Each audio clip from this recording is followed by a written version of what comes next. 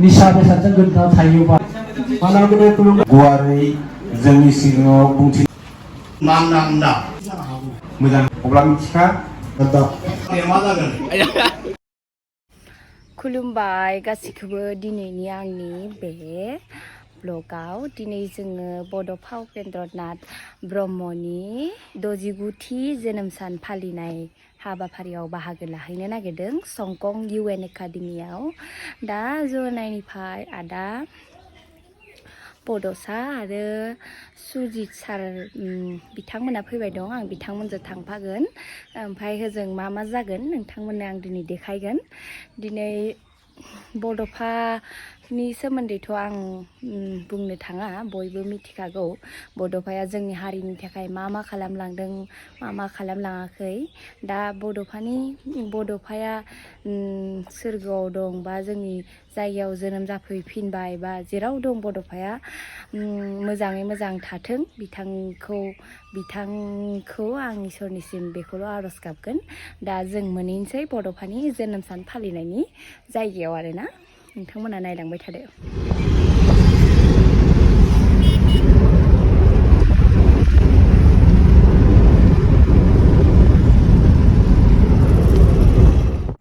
जोंहा फैनानै लाबोजानाय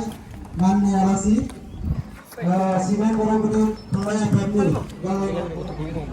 जि लिरना गालांनाय बे लिरना गालांनाय बायदिनो मान गोनां मुस्ति मानावगिरि थुलुंगा गुदि फरायसालिनि गाहाय फोरोंगिरिजों लोगोसे बिबार बावनाय बे हाबाफारिखौ मावफुंना होनाय मोनसे समनि सिमेन्ट दख'रा बर' फरायसा आफादनि बारग' गाहाय नेहाथारि मानगोनां खिरा ब्रामसियारि बिथां आरो लोगोसेयैनो बिनि उनाव जा मोनसे बिफां फुलि गायनाय हाबाफारि लानाय बे हाबाफारिखौ मावफुंना होनाय समखं UN एकाडेमिनि ग्रायुं मानगोनां थुलुं बसुमतारी सार गामियारि सुबुंफ्रा जुदि बेकार जाना थायोबा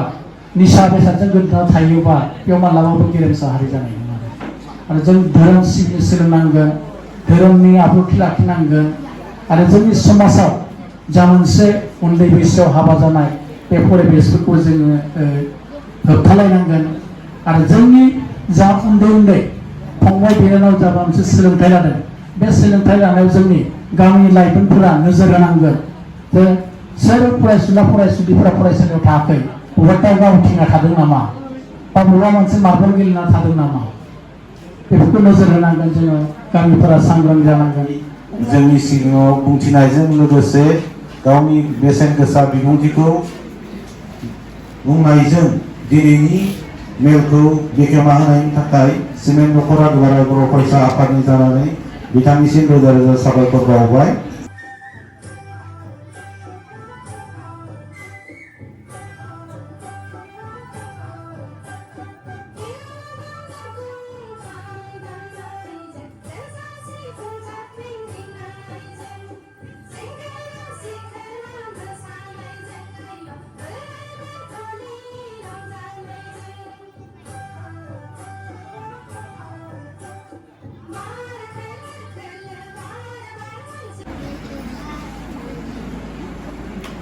साबायखर थाबाय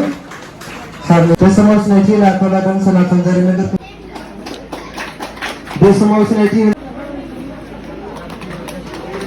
आरो आफा बावदों साबायखर थाबाय गेदेरनि आफादगिरि मुस्रि राजु नेहाथारि अर्जुन ब्रह्म सेनं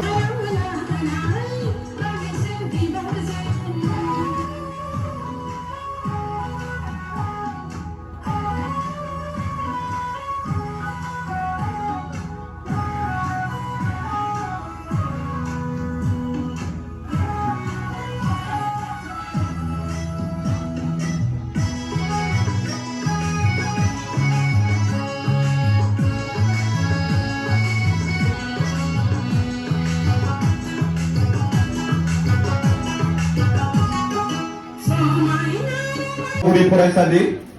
आरो थामथि बान्थाखौ मोननो हादों फरायना मिताली स्वर्गियारि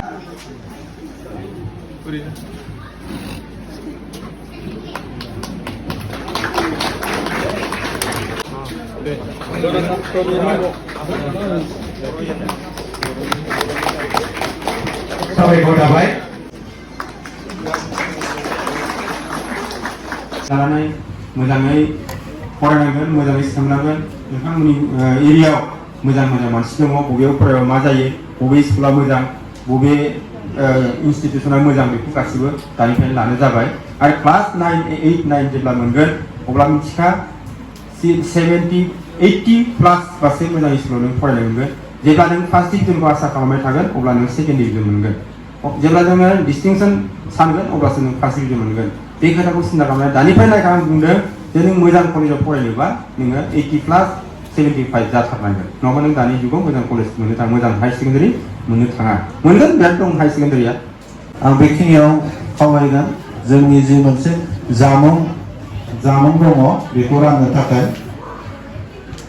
पेकेट लान्च बयनोबो मोनसे रानना होगोन आरो बेखिनियावनो खावलायगोन आङो जोङो दासो दावगाफुनाय मेथाइ खनगिरि सरकार फंबाय दङ फंबायखौ मेथाइ खननो थाखाय खावलायबाय आरो मोसाखावरि बिनानावमोन दङ होननाय खोनादों दङब्ला साखाफारा जाना थानो थाखाय खावलायबाय रानबाय थादो मेथाइआवल' खनगोन सिमेन्टगुदि बर' थुनलाइ आफादनि नेहाथारि सार दंफैयो सारखौबो फंनैसो बिबुंथि लाखिनो थाखाय मेथाइ खननायनि उनाव जों खावलायगोन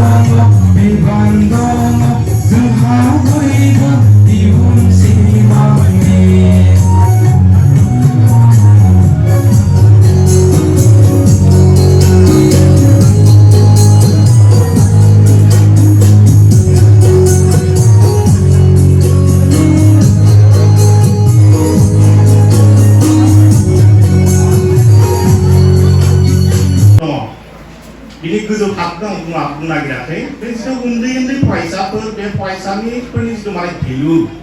मानदान्दा बे भेलु एबा मानदान्दाया दा बुंनो थाङोब्ला 0 दा बे 0 मानदान्दा बे मानदान्दाखौ जुदि जोङो आपडेट खालामनांगौब्ला जोङो मा खालामनांगोन नलेज गियानखौ जोङो बुथुमनांगोन गियानखौ जोङो लानांगोन नै दा दहायसो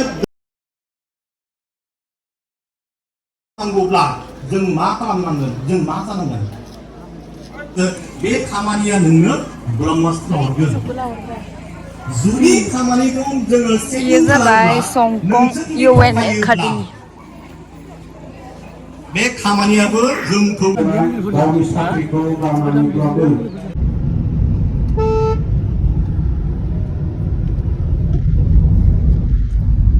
मोनफैबाय आरो आदा थखन हटेलाव जानोसै आदा नादै जायो आदै बै नै अफिसनिफ्राय